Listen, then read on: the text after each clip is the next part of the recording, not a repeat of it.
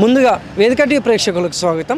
వేదిక టీవీ చేపడుతున్న సర్వే ఏదైతే ఉందో ఇది కేవలం ప్రజల అభిప్రాయాలు మాత్రమే. వేదిక టీవీ అభిప్రాయం కాదు. నిజాన్ని నిర్భయంగా ప్రజలతో మాట్లాడి చర్చించడానికి వేదిక టీవీ ఎల్లప్పుడూ కృషి చేస్తుంది. ఇందులో భాగంగా ఈరోజు రంగారెడ్డి జిల్లా ఇబ్రహీంపట్నం సాగర్ రోడ్డుకి రావడం జరిగింది. మరి ఇక్కడ ఉన్నటువంటి ప్రజలు రేవంత్ రెడ్డి గారి పాలన విధి విధానాలు ఎలా జరుగుతున్నాయి, మరి అలాగే గతంలో కేసీఆర్ గారి పాలన విధి విధానాలు ఎలా జరిగాయి అనే విషయాన్ని ఇక్కడ ఉన్నటువంటి ప్రజలతో మాట్లాడి వాళ్ళ యొక్క అభిప్రాయం తెలుసుకునే ప్రయత్నం చేద్దాం. నమస్తే సార్. నమస్తే. మీ పేరు సార్? నా పేరు గుడ్డిమల్లి చంద్రయ్య.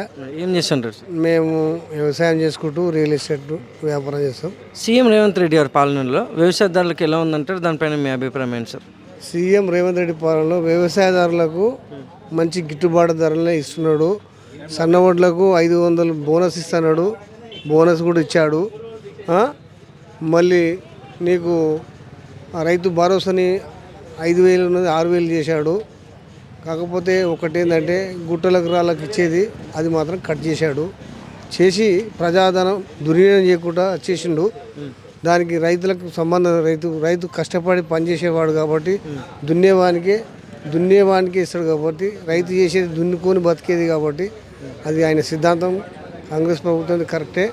కాకపోతే ఏంటంటే ఆ డబ్బులు కొంచెం అంటే ఎప్పుడెప్పుడు పడేది. ఇప్పుడు కొంచెం ఏంటంటే బడ్జెట్ లేక కొంచెం విధి విధానాల కొంచెం లేట్ అవుతున్నది. అది కూడా కొంచెం అతి త్వరలోనే బాగు చేస్తాడని మేము అనుకుంటున్నాం. ఎందుకంటే ఏమీ లేని బడ్జెట్ అంటే మొత్తం లోటు బడ్జెట్ ఇచ్చిపోయి అప్పులు కుప్పలు చేసి ఇవాళ రాగానే ఇబ్బందులు ఏర్పడ్డాయి కాబట్టి ఆయనకు కొంచెం ఇబ్బంది అవుతుంది.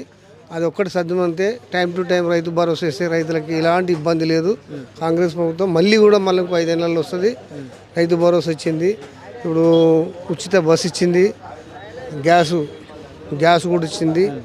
ఉచిత గ్యాస్ ఇచ్చింది. ఉచిత కరెంట్ ఇచ్చింది.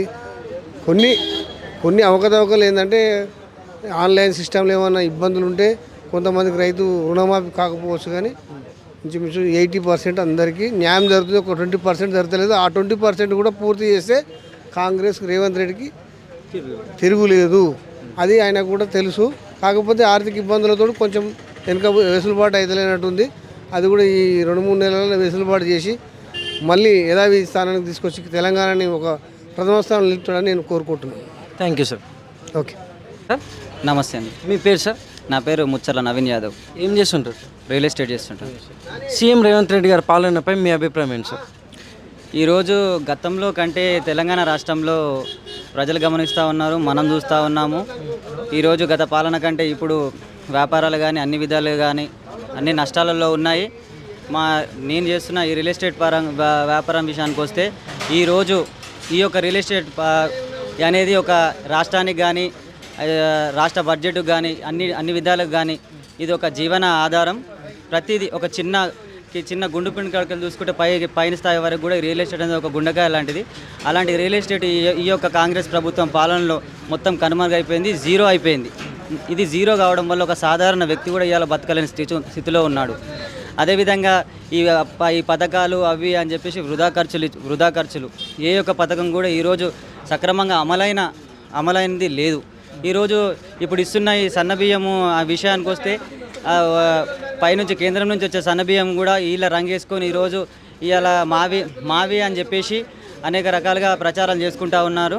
ఇంకోటి పైనుంచి వచ్చే ఇల్లులు కూడా కేంద్ర ప్రభుత్వం నుంచి 20 లక్షల ఇండ్లు వేదిక అది మీ యొక్క పత్రికా సమావేశంలోనే మన సీఎం రేవంత్ రెడ్డి గారు 20 లక్షల ఇండ్లు అడగడం జరిగింది. ఆ యొక్క ఇండ్లకు ఇప్పుడు ఇందిరమ్మ ఇల్లు అని చెప్పి కూడా వీళ్ళు ప్రచారం చేసుకొని ఈరోజు మనకు ఈ యొక్క అదేంది దాన్ని ప్రచారం చేసి అందరికీ పంపిణీ చేయాలని చూస్తున్నారు. ఆ విధంగా చేస్తే అవి కూడా రావు. మొత్తం రాష్ట్రంలో ప్రభుత్వం అనేది విఫలంలో నడుస్తుంది. ఆర్థిక పరిస్థితులు కానీ అన్ని విధాలుగా కానీ ఒక రైతు బంధు విషయాలలో కానీ గతంలో ఇప్పుడున్న రుణమాఫీలు ఏవి కూడా అటు ఇటు ఒడిదుడుకులు ఏర్పడ్డాయి. ఈ 2 లక్షల రుణమాఫీ అనేది రేషన్ కార్డు విషయానికి తీసుకొస్తే ఇంట్లో అప్పుడు గతంలో ఉన్న గవర్నమెంట్లో బీఆర్ఎస్ గవర్నమెంట్ మీద రేషన్ కార్డు కోసం ఉన్న గవర్నమెంట్ అన్ని కూడా రేషన్ కార్డులు ఇవ్వట్లే అని ధర్నాలు కానీ దండయాత్రలు కానీ అలాంటివి చేశారు. ఇప్పుడు అదే అడ్డు పెట్టి ఇప్పుడు రేషన్ కార్డు లేదు మీకు మాఫీ ఏను అని చెప్పి అంటా ఉన్నారు.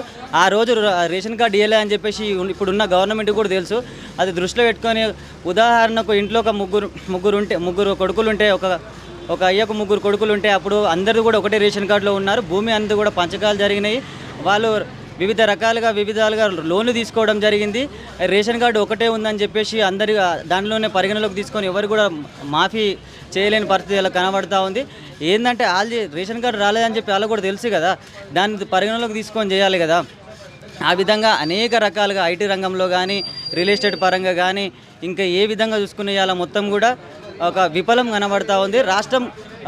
రాష్ట్రం నుంచి మళ్ళా వలసలు మొదలయ్యే అవకాశాలు ఎంతో స్పష్టంగా కనబడుతూ ఉన్నాయి. ఈ రెండు సంవత్సరాల కాలంలోనే ఇంత వ్యతిరేకత ఉన్న గవర్నమెంట్ని ఇప్పటివరకు మనం చూడలేదు.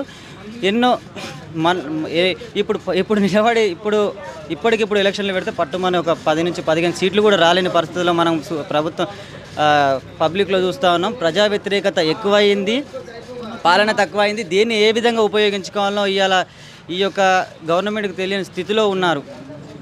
అదేవిధంగా అందరూ కూడా దీనిపైన ఆ గవర్నమెంట్లో ఉన్న వాళ్ళ పార్టీలో వాళ్ళ మంత్రులే ఇలా వ్యతిరేకంగా మాట్లాడడం జరుగుతూ ఉంది. ఎంతో ఈ రాష్ట్ర జీవన మనుగడ అనేది ఎంతో కష్టదాయకంగా మారింది. అందరు అప్పుల పాలు, రైతులు వచ్చేసి ఊరులేసుకొని ఇలా చనిపోయే స్థితికి వచ్చిర్రు. అసలైన రైతులకు అర్హులైన వారికి ఏది చెందట్లేదు. బడాబాబులు దోచుకోవడం అలాంటివన్నీ కూడా ఈ రాష్ట్రంలో స్పష్టంగా కనబడతా ఉన్నాయి. మనం చూస్తూ ఉన్నాం, మీరు కూడా చూస్తూ ఉన్నారు. మరి గతంలో కేసీఆర్ గారి పాలనపై మీ అభిప్రాయం ఏంటి సార్? దీనికంటే కేసీఆర్ పాలన కొంచెం మంచిగా ఉండే అని చెప్పేసి నా అభిప్రాయము. ఏంటంటే ఆ పాలనలో అన్ని రకాలుగా అన్ని పార్టీల కూడా అన్ని రకాల వాళ్ళు కూడా అంత మంచి జీవన విధానం గడిపారు. ఇంకొకటి కుటుంబ పాలన అనే కుటుంబ పాలన దోచుకోవడం అనే వ్యతిరేకతతోటి ఈరోజు మార్పు రావాలని చెప్పేసి ఈరోజు ఈ గవర్నమెంట్ని తీసుకోవడం జరిగింది. కాకపోతే పూర్తిగా విఫలమై ఈరోజు మనకెంతో ఆ మహాలక్ష్మి అని చెప్పేసి లక్ష పారిచ్చి తులం బంగారం ఇస్తా అని చెప్పేసి అది ఇవ్వకపోవడం, ఇవాళ మహాలక్ష్మి బస్సులు అని చెప్పేసి ఆర్టీసీ బస్సులు తక్కువ మొత్తంలో వేసి మనం శ్రీని ఒక మహాలక్ష్మిగా భావించుకున్న రోజు ఇవాళ శ్రీని బజారు పాలు చేసిన గవర్నమెంట్ ఏదైనా ఉందంటే ఈరోజు కాంగ్రెస్ గవర్నమెంట్ అని చెప్పేసి నేను స్పష్టంగా చెప్తా ఉన్నాను. Thank you sir. Thank you.